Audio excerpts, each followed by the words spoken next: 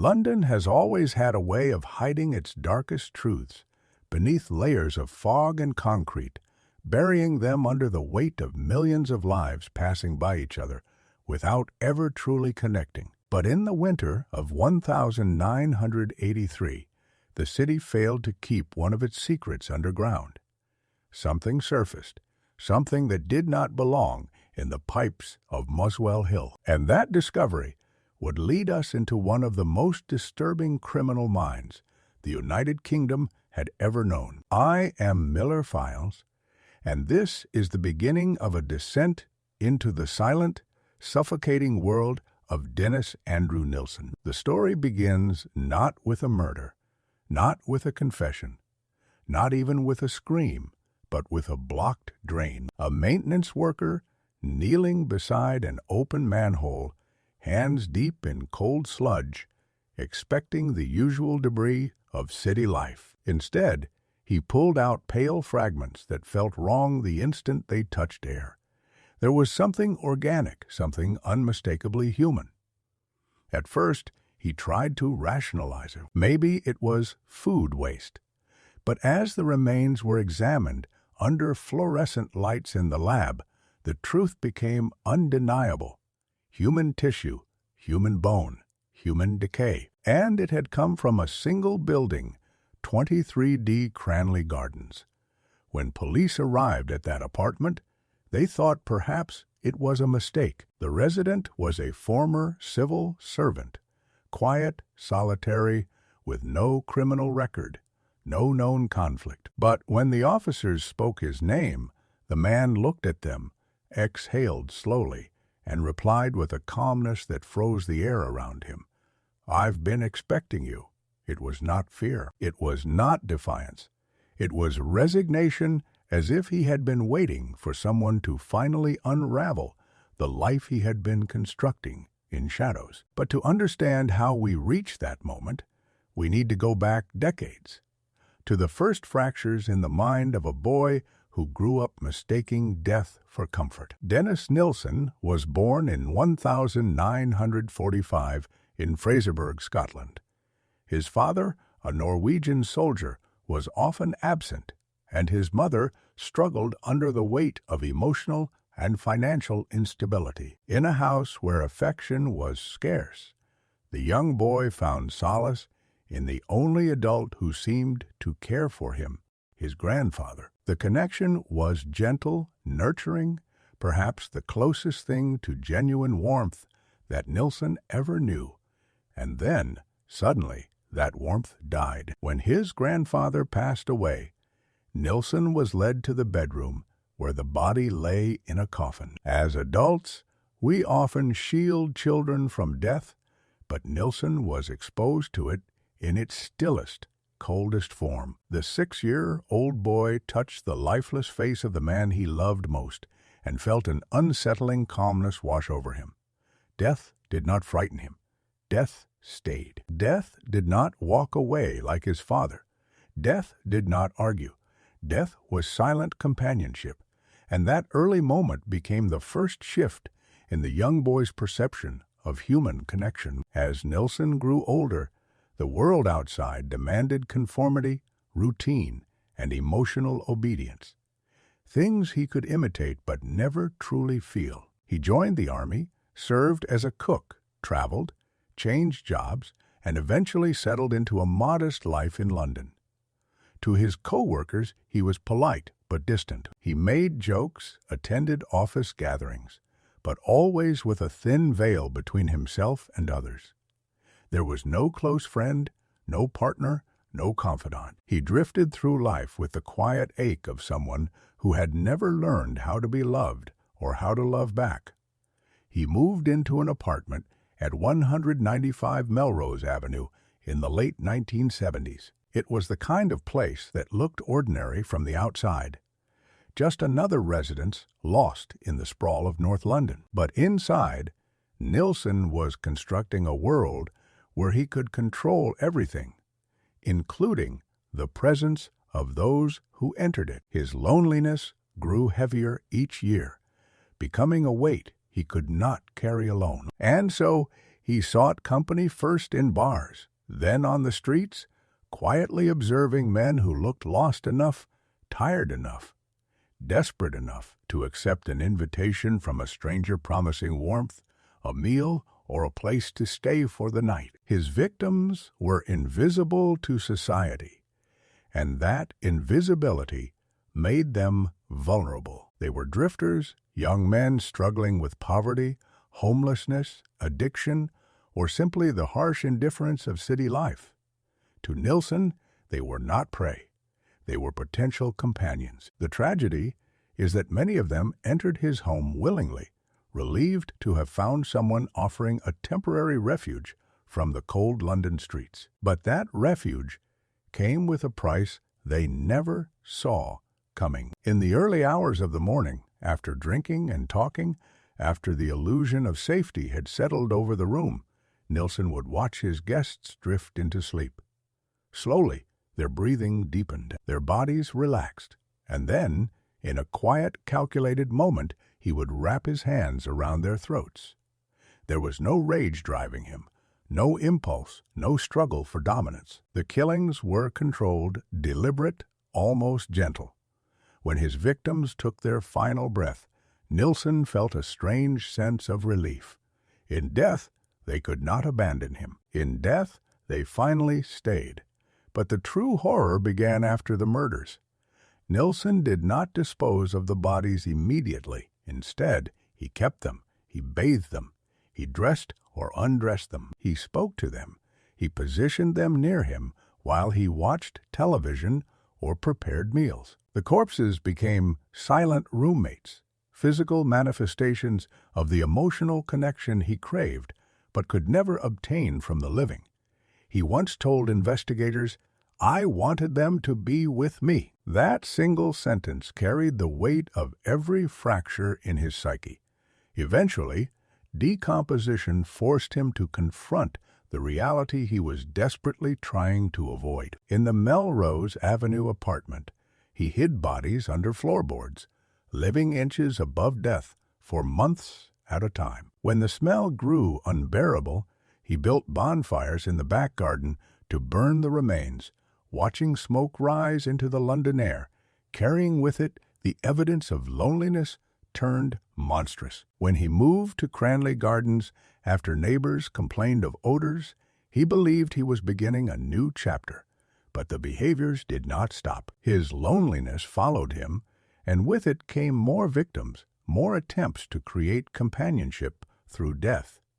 Only the method of disposal changed. As the new building lacked a garden, he began dismembering the bodies and flushing parts down the toilet, convinced the system would carry his secrets away.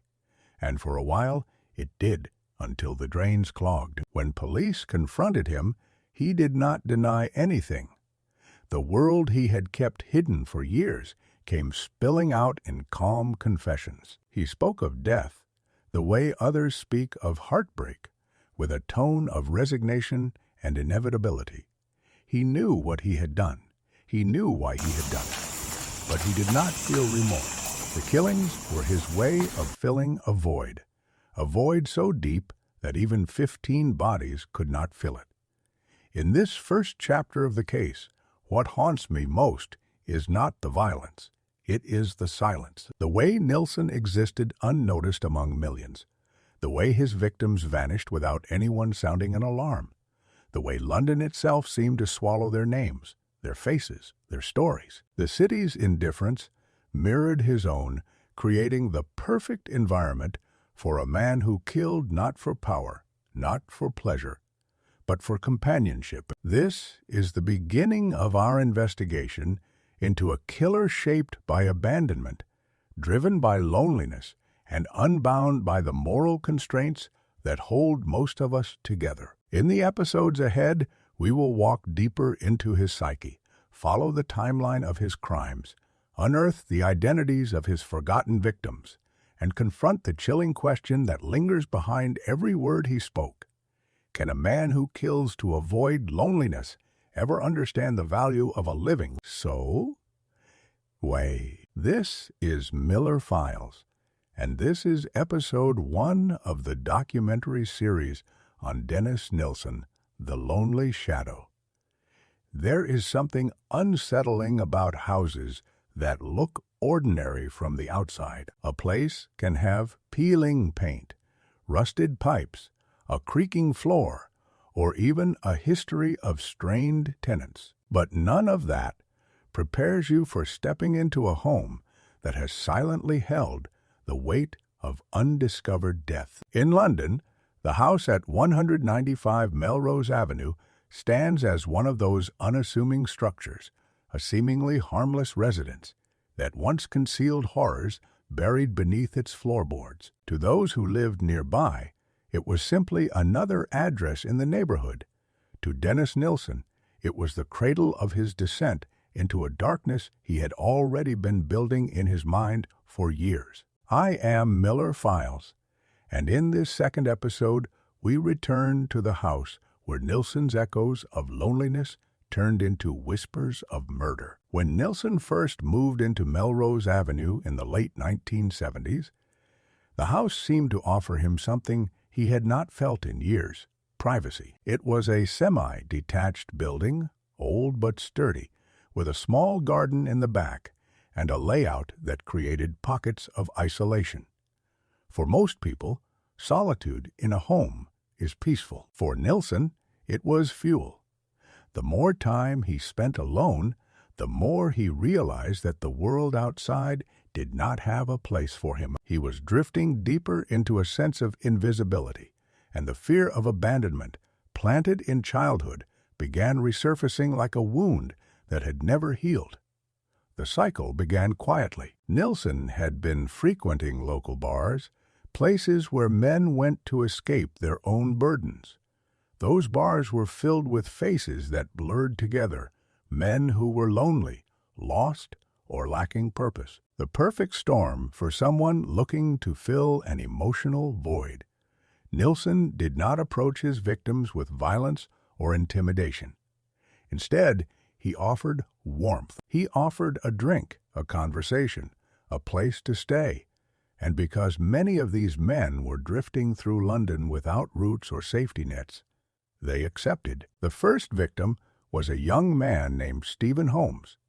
It happened in late December 1978, during the haze of a holiday season where people felt lonelier than usual. Holmes had missed his train and was wandering, cold and tired, when he met Nilsen.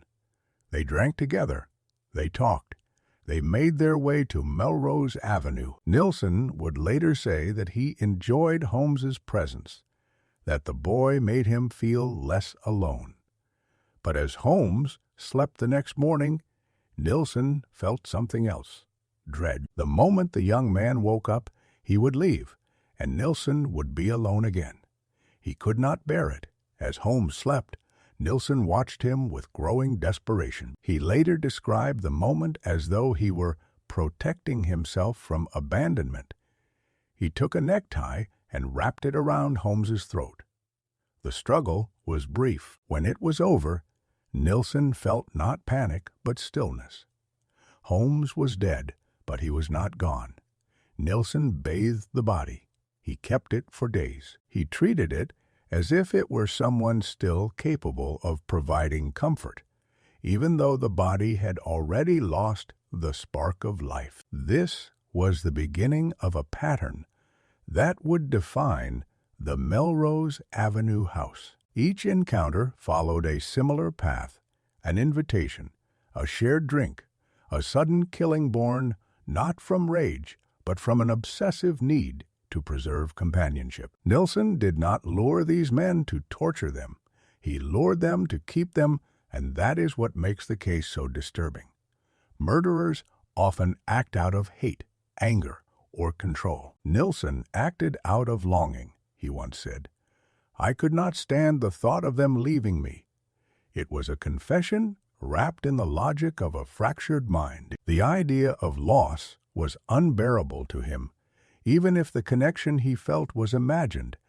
The house itself played a critical role in his crimes. It was old, with wooden floorboards that could be lifted, and a crawl space that seemed almost designed for hiding secrets. After spending time with each body, after the illusion of companionship faded and decomposition began, Nilsen would drag the corpse to the hatch in the floor. He lifted the boards and lowered the body into the darkness beneath the house.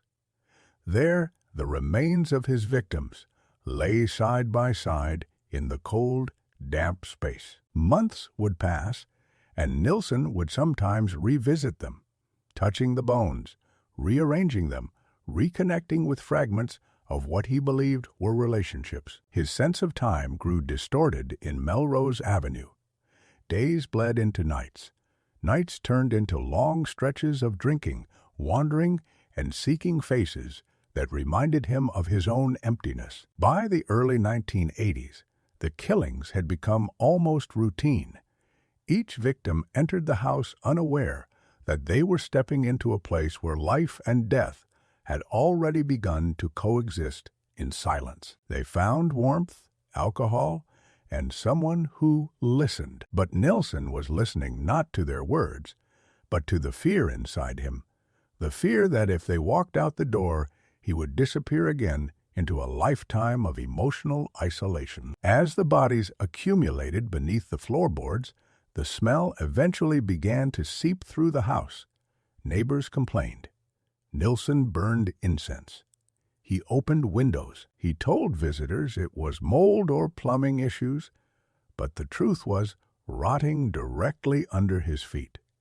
By the time he burned the remains in the garden in 1981, the backyard became the final stage of disposal, where smoke spiraled into the air, carrying hints of bone and flesh. Nilsen stood watching the bonfires like someone saying goodbye, but unwilling to let go entirely. Nilsen's routine never wavered. He went to work. He engaged in small talk. He lived among people who had no idea that he had turned his home into a tomb. This coexistence of the ordinary and the monstrous is what makes the case feel like stepping into a nightmare that wears a familiar face. When he finally moved out of Melrose Avenue due to complaints and structural issues, he left behind a floor stained with secrets and a garden that had witnessed his attempts to erase traces of his actions. But he did not leave behind the impulses. He carried them with him to Cranley Gardens, where the killings would continue until the drains betrayed him. Looking back at Melrose Avenue, what haunts me most is not the number of victims or the brutality of their deaths. It is the emotional motive behind them. Nilsen killed not because he wished to destroy life, but because he could not cope with the absence of it. He mistook possession for connection, mistook silence for companionship. His home became a stage upon which he played out a fantasy of belonging, even if it meant engineering that belonging through murder. As investigators, we often search for clear motivations. But with Nilsen, the lines blur. He was both victim and perpetrator, a man whose yearning for companionship twisted into an obsession that erased others' lives. Melrose Avenue was not just a crime scene.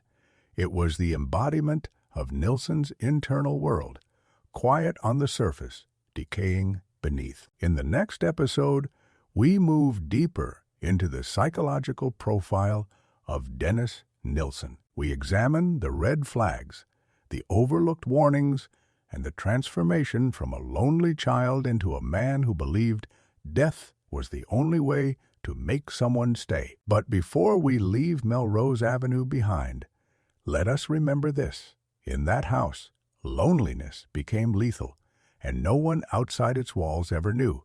This is Miller Files. This concludes Episode 2 of the documentary series on Dennis Nilsen, The Lonely Shadow. When you spend enough years investigating the darkest corners of human behavior, you begin to recognize patterns. Some killers act from rage, some from power, some from desire. But every so often, you find someone whose motives do not fit into any familiar category. Someone whose crimes grow from a place inside the psyche that does not resemble anger or dominance, but something far more complicated and far more tragic. Dennis Nilsen was one of those anomalies. Episode 3 takes us into the labyrinth of a fractured mind, a mind shaped by loneliness, abandonment, and a longing that twisted itself into something lethal. I am Miller Files, and this is the psychological descent of Dennis Nilsen. Understanding Nilsen requires acknowledging the profound emotional vacuum that had defined his life long before he ever took another's. He was a child who grew up feeling invisible, a teenager who felt out of place in his own skin, and an adult who mastered the art of hiding emptiness behind a calm exterior. But beneath that mask lay the wounds that would eventually manifest in violence. His childhood trauma was not simply a sad story from the past. It was the foundation upon which everything else was built. One of the most haunting aspects of Nilsen's inner world was his obsession with stillness. The moment he touched his grandfather's cold face, he had unconsciously linked death to permanence. For a boy who had never possessed stable relationships, the silent, immovable presence of a corpse became something that his developing mind interpreted as security. Over the years, this association deepened. Life for Nilsen was unpredictable and chaotic. But death did not leave. Death stayed where he placed it. Death did not judge or abandon him. And so, as he matured, the idea of a silent companion became more comforting than the vulnerability required to form relationships with the living. In adulthood, Nilsen attempted to find connection. He engaged in relationships with other men, some brief, some strained, but none capable of reaching the emotional core he kept buried.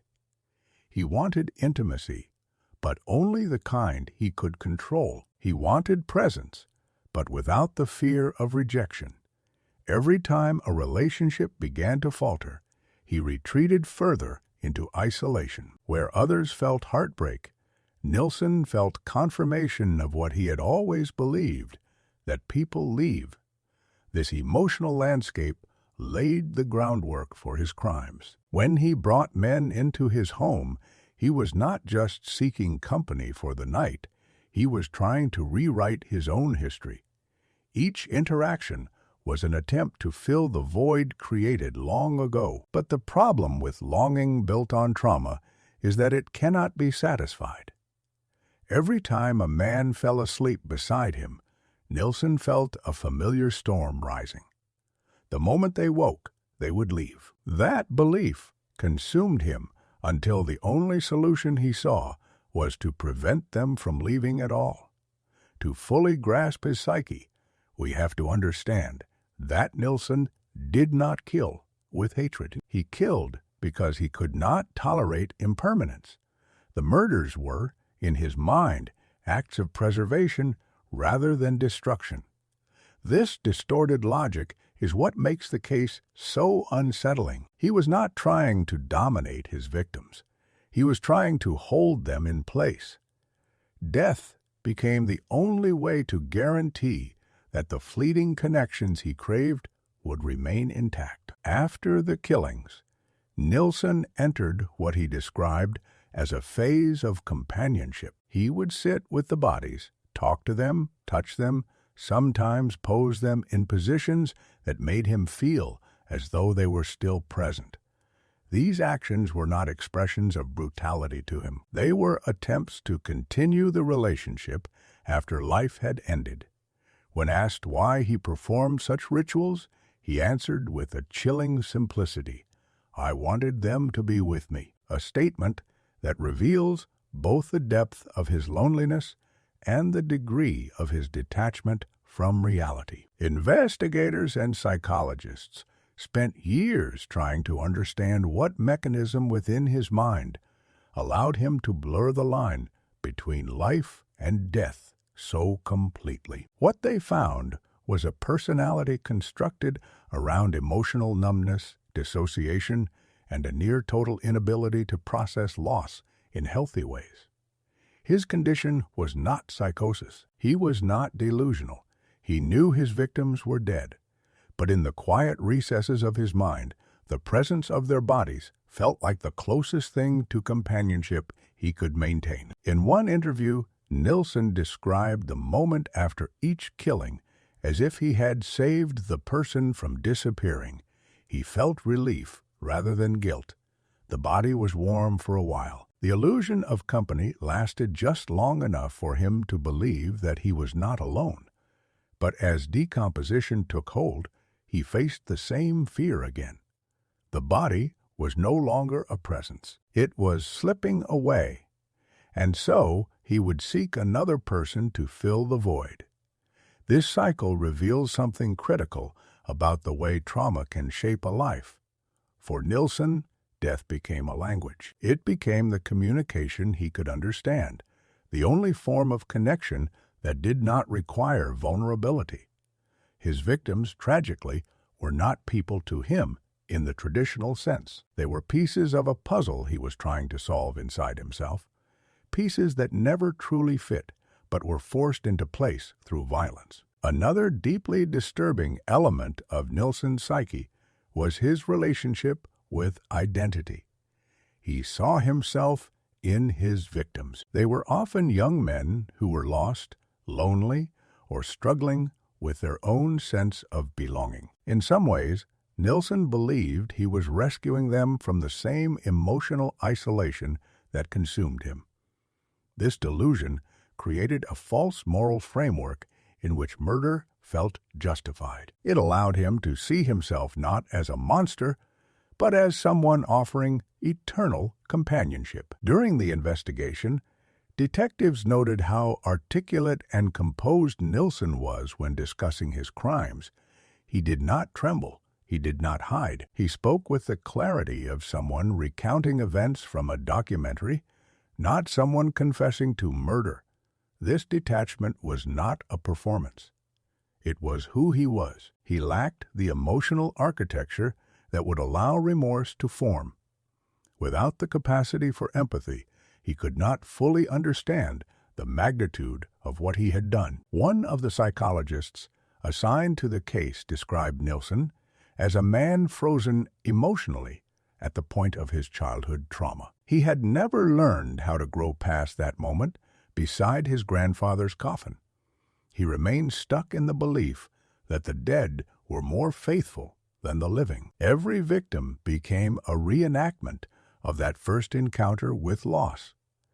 Every murder was an attempt to recreate a feeling of permanence that he had experienced only once. As the killings continued, Nilsen found himself caught between two identities: the quiet civil servant who attended work and exchanged polite greetings with neighbors, and the man who lived with corpses beneath his floorboards. This duality became increasingly difficult to sustain. He drank more, he isolated further, and the more he withdrew, the more he depended on the rituals that followed each death. With each victim, the fantasy of companionship grew weaker. His needs escalated. His emotional world shrank. His apartment became a sanctuary of stillness, a place where nothing left unless he chose to release it. But the truth he never confronted was that even death cannot create the connection he sought. The dead cannot love. They cannot speak. They cannot fill the void. They can only reflect it.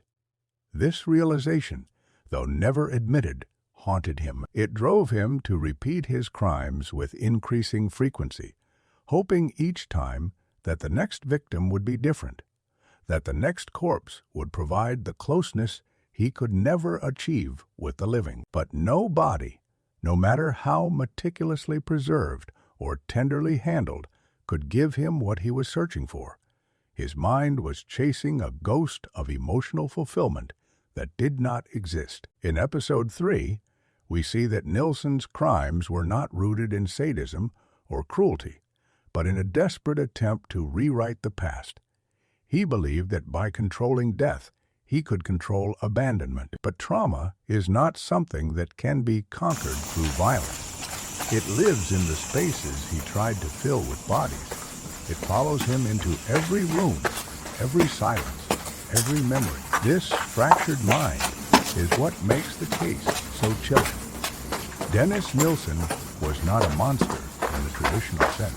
He was a man shaped by wounds he never repaired, a man who turned to death for companionship because life had failed him too many times. But no amount of trauma can justify the taking of innocent lives.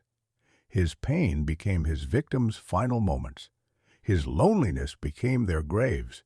His longing became their silence. In the next episode, we follow the investigation as detectives unravel the timeline of the killings, uncover the stories of the men whose lives intersected with Nilsen's, and piece together the chain of events that ultimately led to his arrest. But for now, we remain in the mind of a man forever trapped in the shadow of his own emptiness, a man who believed that death could cure loneliness.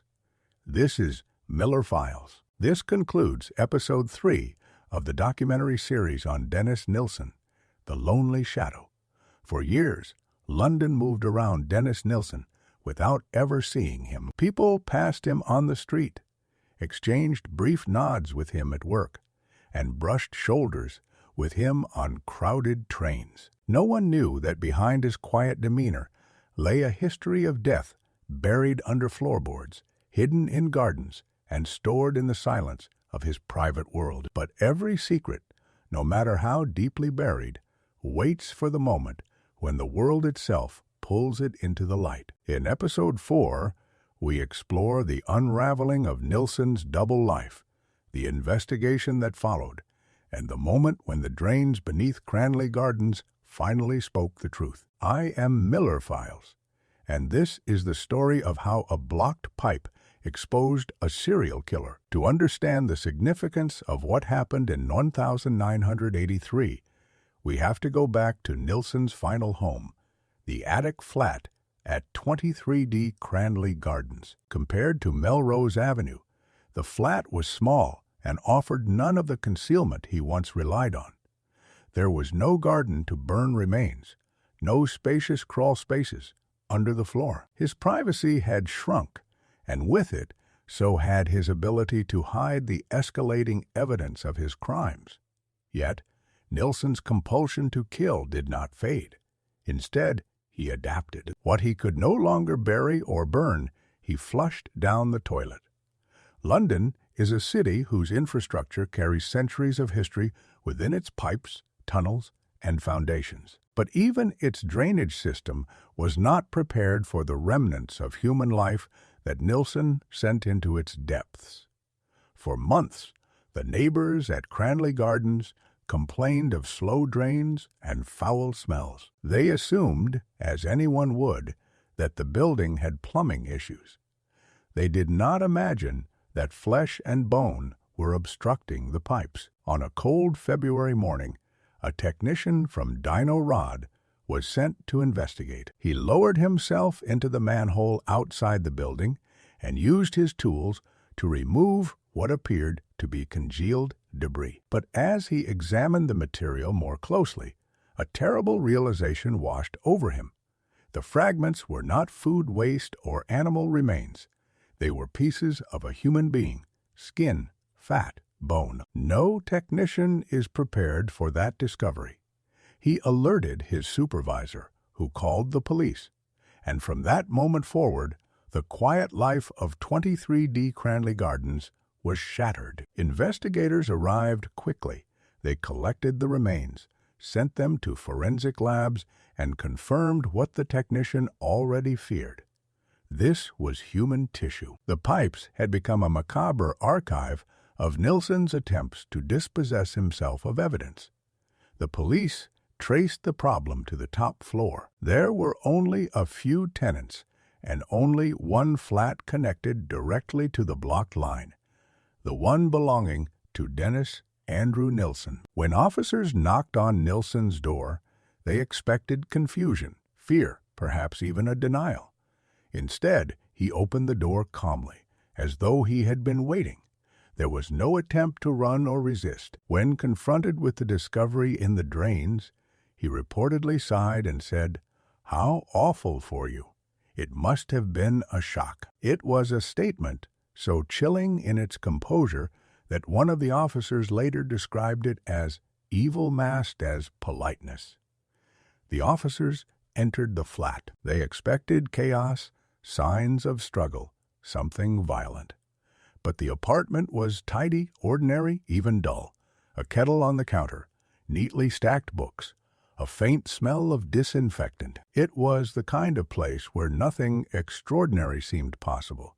Yet, as they began searching, the truth emerged in fragments. A plastic bag containing human remains. A wardrobe that held bones wrapped in plastic. A bundle of clothing belonging to men who were no longer alive. When the officers asked Nilsen where the rest of the remains were, he simply pointed downward. In the drain, he said, and then, almost casually, he added, "I'll tell you everything." It was as if years of secrecy had weighed on him, and now that someone else had uncovered the first layer, he was ready to release the entire story.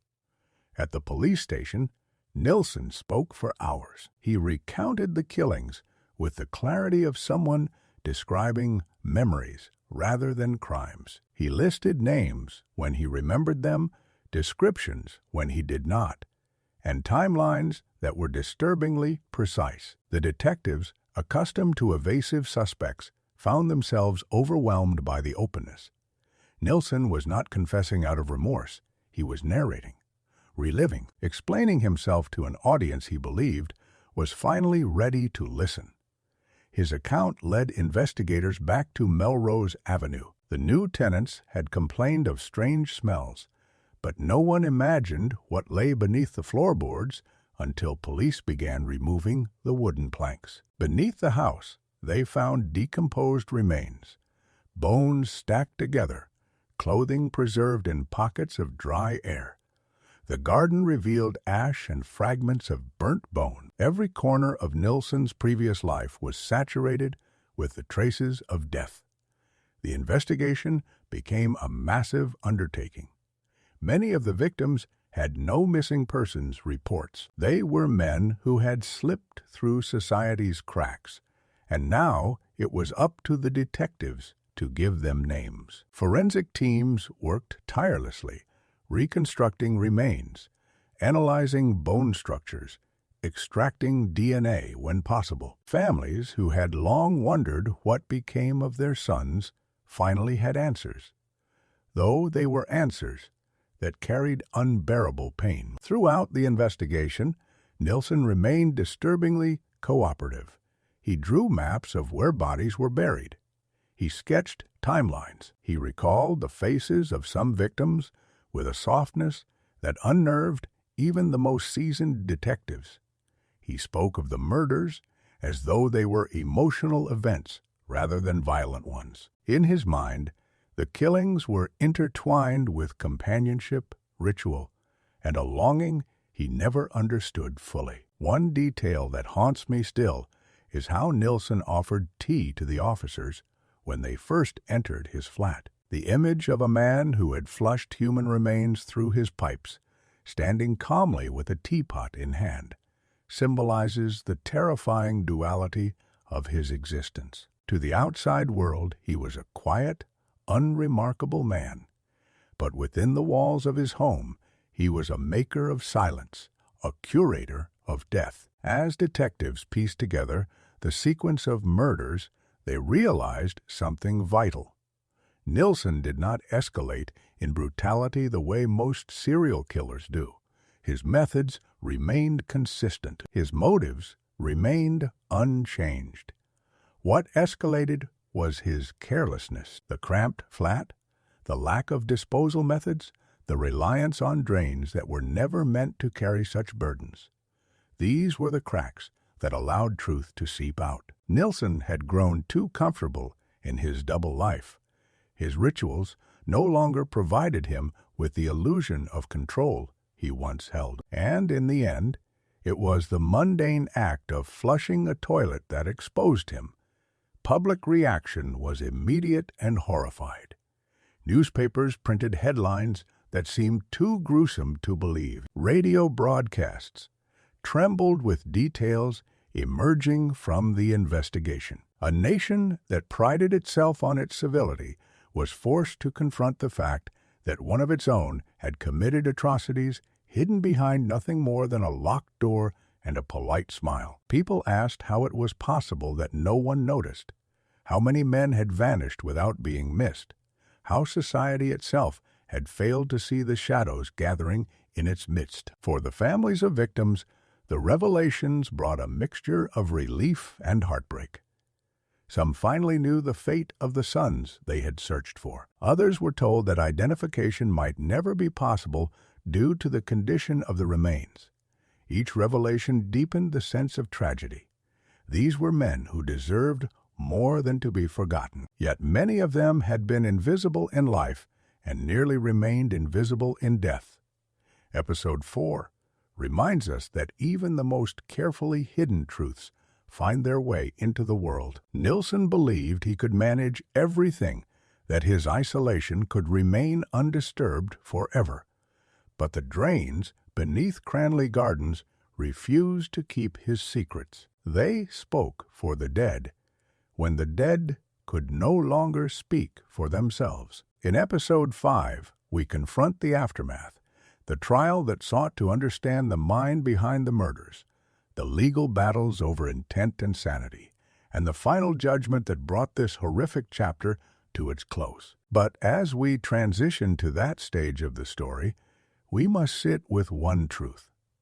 This case did not unravel because of a brilliant detective or a lucky break. It unraveled because the city itself rejected the burden of carrying his crimes any longer. This is Miller Files. This concludes Episode 4 of the documentary series on Dennis Nilsen, The Lonely Shadow.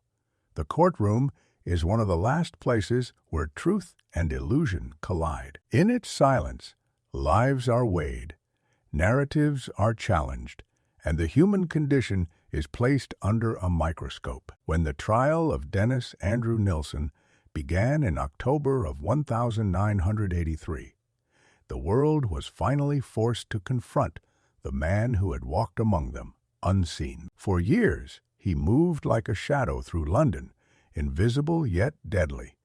But now, within the walls of the Old Bailey, every detail of his double life was brought forward. In this final episode, we examine the trial, the arguments, the verdict, and the legacy of a man who killed not out of rage or hatred, but out of a fear that haunted him more than the law ever could. I am Miller Files, and this is the concluding chapter of the Dennis Nilsen case. As proceedings began, the courtroom filled with journalists, grieving families, and curious observers. They came seeking answers, yet many left with more questions. How could a man appear so ordinary, so polite, and yet harbor such darkness? How could someone capable of conversational charm also be capable of storing bodies beneath his floorboards? The contradictions that defined Nilsen's life became the focus of the trial. The prosecution sought to break through those contradictions. They portrayed Nilsen as a methodical killer who acted with full awareness of his crimes. Their goal was to show intent to kill, intent to conceal, intent to repeat. They presented photographs of the remains, forensic reports detailing strangulation and dismemberment, and timelines that matched Nilsen's own confessions. Every detail was meant to reinforce one truth: these were not accidents. These were not moments of panic. They were deliberate acts. But the defense had a different narrative. They argued that Nilsen's mental state was fractured, that he suffered from a personality disorder so profound it distorted his understanding of right and wrong. Their strategy was to seek a verdict of diminished responsibility, which would shift the sentence from murder to manslaughter. To support this argument, they brought forth psychologists who testified about Nilsen's loneliness, his emotional detachment, and the childhood trauma that skewed his perception of companionship. They painted a portrait of a man who killed not to destroy, but to preserve. Throughout the proceedings, Nilsen sat with an eerie calmness. He listened to the testimonies as though he were hearing a story about someone else. When he spoke, his tone was polite, almost clinical. He described the murders without emotion, explaining his actions as if they were part of a routine he no longer recognized as monstrous. His lack of remorse bewildered observers. Some saw him as cold-blooded, others as profoundly damaged, but neither interpretation changed the reality. 15 men were dead, and he was responsible. The trial hinged on one critical question: was Dennis Nilsen sane when he committed the murders? The prosecution argued yes. They noted that he hid bodies, burned remains, and flushed human tissue down drains. These were actions intended to avoid detection. They pointed to the fact that he invited victims into his home voluntarily, waited until they were vulnerable, and killed them using methods that minimized blood and noise. These behaviors, they argued, demonstrated control and awareness. The defense countered by highlighting his emotional dissociation. They presented evidence that he spoke to bodies, washed them, dressed them, and kept them for days or weeks. These acts, they argued, revealed a man disconnected from reality, someone who did not perceive death in the same way others do. To Nilsen, the line between life and death had blurred to the point of invisibility. As the days passed, the jury was forced to navigate a maze of psychology, morality, and law. It was a maze with no obvious exit. Nilsen's actions were undeniably horrific, but his motives were clouded by emotional fractures. The question was not whether he killed, but whether his mental state diminished his responsibility. During closing arguments, the prosecution delivered a statement that captured the essence of the case. Loneliness does not excuse murder. Longing does not justify death. This man acted with intent, with repetition, and with full knowledge of his actions. The defense responded with equal conviction. He is not a monster. He is a broken man who acted from a place of profound psychological damage. The jury deliberated for hours then days.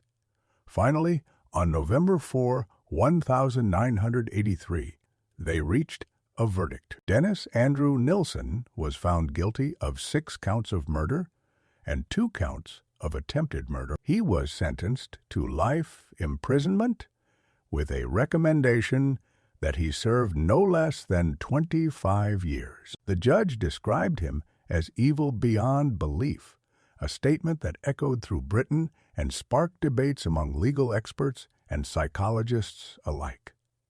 Nilsen showed no visible reaction. He listened, nodded slightly, and was escorted out of the courtroom. It was the last time the public would see him outside prison walls. In prison, Nilsen maintained the same routines that defined his earlier life. He wrote journals, sketched scenes from memory, and corresponded with people who were fascinated by his case. He spent years appealing his sentence, arguing about legal rights, cell conditions, and prison procedures. He never expressed remorse. To the end, he described his crimes as a consequence of loneliness and emotional emptiness, not malice. For the families of the victims, the verdict provided closure, but not peace. Some families finally knew the fate of sons who had vanished without explanation. Others learned that identification was impossible due to the condition of the remains. Each family carried a unique grief, but all shared the same question: Could this have been prevented? They wondered why society had overlooked the signs, how so many young men had disappeared without raising alarm, and how Nilsen had moved through life without anyone seeing the darkness behind his eyes. The legacy of the case extends beyond the man himself.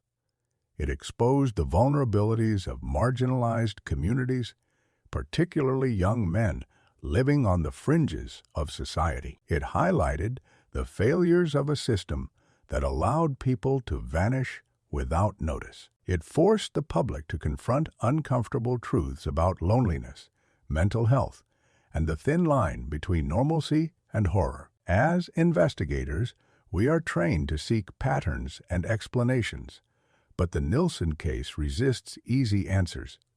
He did not fit the mold of a typical serial killer. He was not driven by bloodlust, revenge, or dominance. He was driven by absence, by a lifelong fear of being left alone. That fear metastasized into a form of violence that defies classification. In the end, what remains is not just a list of victims or a timeline of crimes. It is the haunting reality of a man who believed that death could solve loneliness. A man who mistook possession for connection. A man whose emotional void consumed lives that deserved better. If there is any lesson to be taken from this case, it is that darkness does not always roar. Sometimes it whispers, and when it whispers long enough, it becomes part of the person who listens. Dennis Nilsen died in prison in 2018 at the age of 72. He died the way he lived, quietly, without family or friends at his side. In the end, the man who feared loneliness faced it one last time, alone in death, as he had always been in life. This is Miller Files. This concludes Episode 5, the final chapter of the documentary series on Dennis Nilsen, The Lonely Shadow.